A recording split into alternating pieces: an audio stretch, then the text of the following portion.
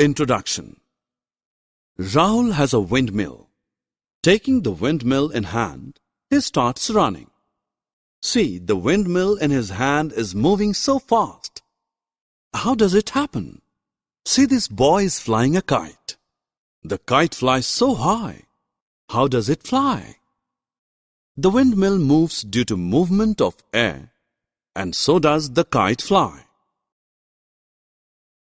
Objectives. At the end of this lesson, you will be able to define air, explain the different constituents of air, discuss the properties and uses of air, explain air as a mixture. Are you feeling hot due to lack of air? Now put your ceiling fan on. You can feel the presence of air. You must have sensed the nice cold breeze in a fine morning. This is also due to movement of air. This moving air is called wind. We can know the direction of wind with the help of wind vanes.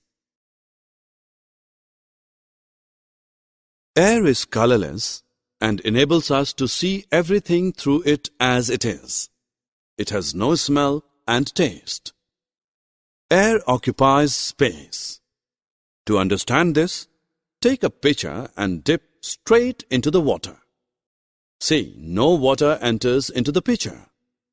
Now tilt the pitcher slightly. See, the air bubbles are coming out of the pitcher and water starts entering into it. So you can see that the pitcher is not empty. Air that was present in the pitcher is coming out. This shows that air occupies space. Inflate an air pillow. What do you see? It grows in size. This shows that air occupies space and has no definite shape. Air has weight as well. Put the air-filled ball on one side of a balance and a similar empty and squeezed ball on the other side. You can see the pan with squeezed ball goes up, indicating that it is lighter than the air-filled one. Now take two empty test tubes and place a balloon over the mouth of each bottle. Put one test tube in a pan of hot water and the other one in a pan with ice. Observe carefully. The balloon on the test tube in hot water begins to inflate.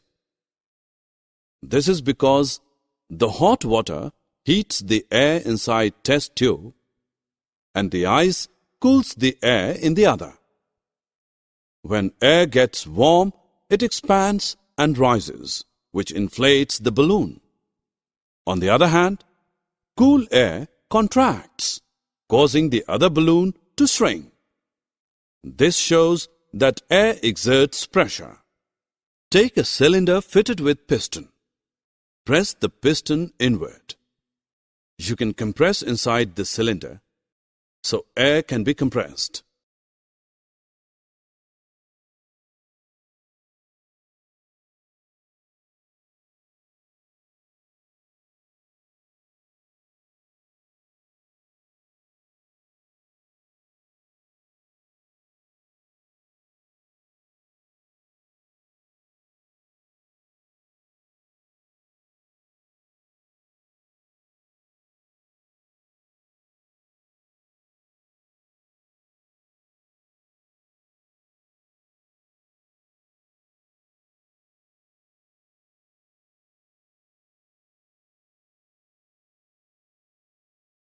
When you take out a water bottle from the freeze, some water droplets appear on the outer surface of the bottle. Where do the water droplets come from? Is water leaking through the bottle? No, it's not the case. Water vapor present in the air turns back into liquid when it touches the cold outer surface of the bottle. This proves air contains water vapor. Now take lime water in a test tube. With a syringe, blow some air through this solution. You can see that lime water turns milky. This indicates the presence of carbon dioxide in air. Put your torchlight on while walking through a dark place. You will see tiny shining particles moving in the beam of torchlight. These are the dust particles present in air.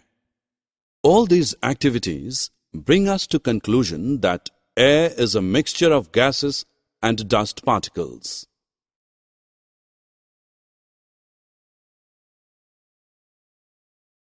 Summary.